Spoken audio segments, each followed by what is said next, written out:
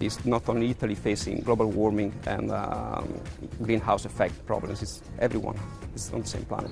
We want to see Qatar fully green, and we want to see it happening by the community here. Hello, welcome to Qatar 365 with me, Adil Halim. On this episode, we've come to Expo 2023 Doha, where 80 countries are participating in the 6-month-long horticulture exhibition. It's the first time a country with a desert climate is hosting the global event of this theme that began more than 50 years ago. To get us started, I got a chance to look at some of the latest advancements in agriculture, sustainability, and the environment. Welcome to Japan in Qatar. These iconic bonsai trees have traveled more than 8,000 kilometers to Expo 2023 Doha.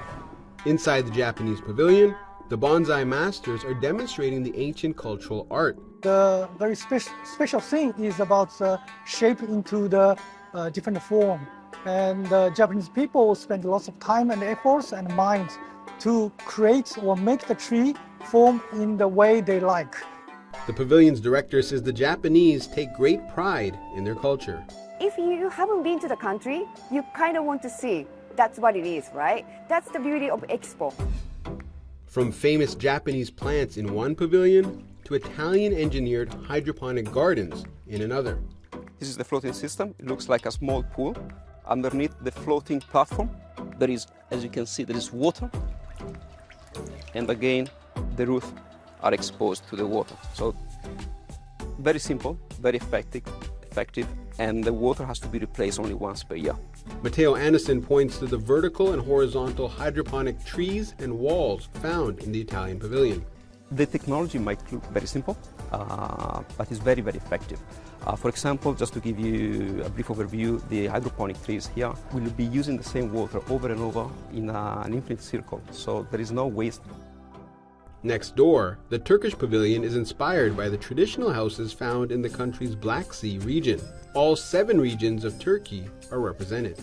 Marmara region, when you push the button, you can get our traditional folkloric music, and you can watch you can get information from video. Each participating country is showing their agricultural tools and techniques. They can expect everything actually, not only agriculture items. We are showing our hospitality, our foods culture. Organizers say it'll take innovative solutions to address agricultural and environmental challenges such as sustainability, climate change, and desertification. Some of the answers may very well be found here among the innovative horticultural techniques designed to turn deserts into green paradises. One such country that knows the challenges of desertification all too well is Jordan. Jordan has a vast land of desert. Through our history, we did a lot of efforts to challenge this harsh environment. The Jordanian pavilion takes visitors on a journey of the country's biodiversity. I do believe that the most surprising information that all the plants that surround us here were brought from Jordan, and this is really stunning. From semi-arid desert climates to mountainous terrains of European countries like Switzerland, everyone has their own unique environmental challenges. Qatar, with its Vision 2030, really makes an effort to reach sustainability goals. So we definitely wanted to be a part of that project and to realize the importance of fighting climate change in a way that is accessible and that is interesting to visitors. And I think the Expo is the perfect project and the perfect place for that. Now let's go behind the scenes to meet Expo 2023's Secretary General. While the overarching theme is Green Desert, Better Tomorrow, Mohammed Ali Al-Khouri says the exhibition will tackle agricultural concerns that affect farmers, not only in desert climates, but worldwide. 80 countries will be represented here at Al-Bida Park. Are you hopeful this will lead to more cross-cultural understanding? بالتأكيد احنا طبعا كل جناح من هذه الدول المشاركة هو محل تقدير ويعني سعادة أن يكون عندنا مشاركة من هذه الدول. أيضا نتطلع إلى تبادل الخبرات فيما يخص زيادة الطرق الخضراء وتبادل المعلومات في الزراعة في الصحراء بالتحديد. كل دول عندها تقنيات حديثة، عندها بعض التجارب المحلية. الإكسبو فترة طويلة لالتقاء الدول وتبادل الخبرات. While this is a global event, there's also a local benefit. Qatari farm owners will learn from the expertise, technologies, and experiences of their peers in neighboring countries. Why is this important? المزارع عندنا مشاركة بيكون عندنا عرض للمنتجات في دولة قطر، أيضاً عرض التقنيات اللي كانت تستخدم في دولة قطر. يعني إحنا في دولة قطر فقط من 5 سنوات كان عندنا 55,000 طن من المزروعات في المزارع المحلية، الآن أصبح الرقم مضاعف باستخدام التقنية الحديثة. نحن نعاني من شح في المياه، أيضاً فقر في التربة. هذه المشاكل هي مشاكل عامة في الدول الصحراوية بشكل عام. في إكسبو الدوحة نبحث نجد حلول رخيصة الثمن عشان ما تزيد علينا تكلفة إنتاج الخضروات والإنتاج من المزارع المحلية سواء في دولة قطر أو في المنطقة الخليجية بشكل عام. You've said that there needs to be more initiatives for farmers, especially here in the Gulf where the temperatures are high and the soil is poor. What are you hoping will come about this? عندنا أكثر من 80 دولة في بعض الدول الأوروبية. دائما التقنيات والأبحاث تأتي من هذه المصانع الكبيرة، ولكن في هناك بعض التجارب قمنا بها في دولة قطر. تم تطوير المنتج في دولة قطر بما ينائب البيئة الصحراوية في دولة قطر. الهدف أن احنا يكون عندنا بيوت محمية ذات تكلفة بسيطة، أيضا تكون مبردة خصوصا في فصل الصيف اللي تقف أغلب المزارع في الخليج بشكل عام والدول الصحراوية، إلى أن يكون عندنا تقنية حديثة بإمكانها أن نزرع الصحراء في وقت الصيف. Now, of course, we're in a desert, but there's going to be more initiatives to make this more green, right? So from more parks to planting, I think, 10 million trees by 2030. Yes. What are some of the initiatives you're most excited about?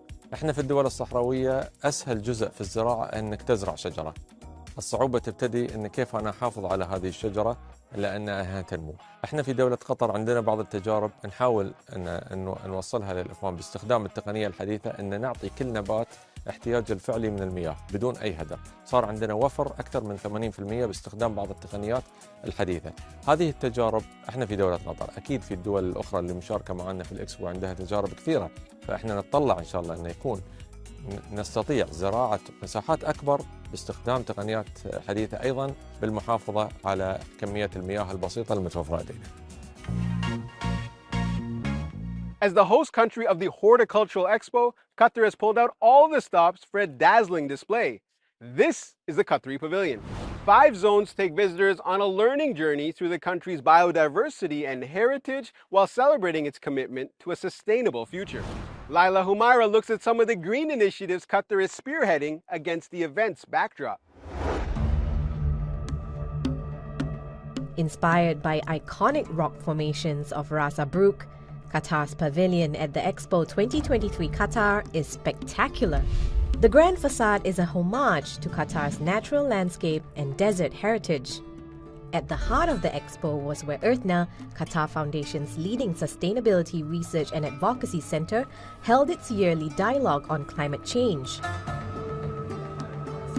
A big topic this year was biocrude, a synthetic fuel that could be a sustainable replacement for petroleum and a game changer for the industry.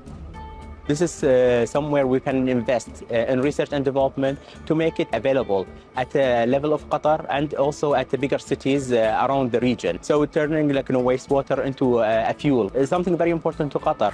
Another big buzzword, artificial intelligence, specifically how AI tools can help mitigate climate change. We have plenty of projects related to transportation optimization, the use of AI in cooling, related to the carbon reduction rate, because they are really smart and efficient thanks to the AI. So we are trying to use them in the country for other applications like food security, vertical farms. There's no better place to hold an international dialogue on climate change and no better time to put words into action.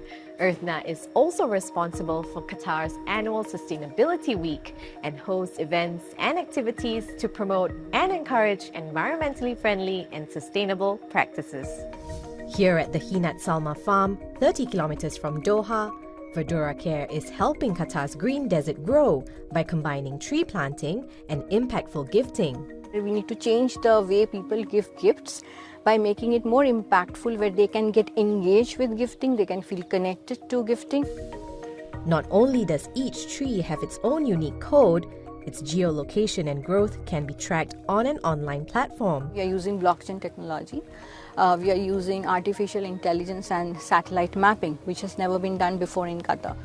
Verdura Care focuses on planting indigenous trees, like the sidra plant, which not only helps with enriching Qatar's biodiversity, but has been used for centuries for its natural medicinal qualities. Sidra is an iconic symbol of Qatar's heritage, and Sidra has been growing in the desert for generations. The leaves of Sidra is actually anti-inflammatory. We want to see Qatar fully green. We want to see all the corporates, all the schools, all the people here joining hands for a common cause, and that is tree planting. Back in the capital, Qatar Museums is continuing efforts to plant the seeds of sustainable living in the young. Today, the National Museum of Qatar is using art to teach concepts like recycling and composting to students as young as 10, which may seem like complex concepts at their age, but organizers believe that art is a good place to start. Art is a universal language where you can speak complex solutions in an easier way. Even in art, there are a lot of activities that are being held by Qatar museums to promote sustainability, like reusing of materials, recycling of materials, making art out of waste. Through expressing their thoughts on a blank canvas, these students paint a clear picture of the world they want to live in, one they will leave for their children and generations to come. So whether it's through a gift or artwork, Qatar is building its sustainable future from the ground up, showing that no act is too small to make an impact. From raising environmental awareness to coming up with innovative solutions for sustainability challenges, the foundation is in place for a greener tomorrow.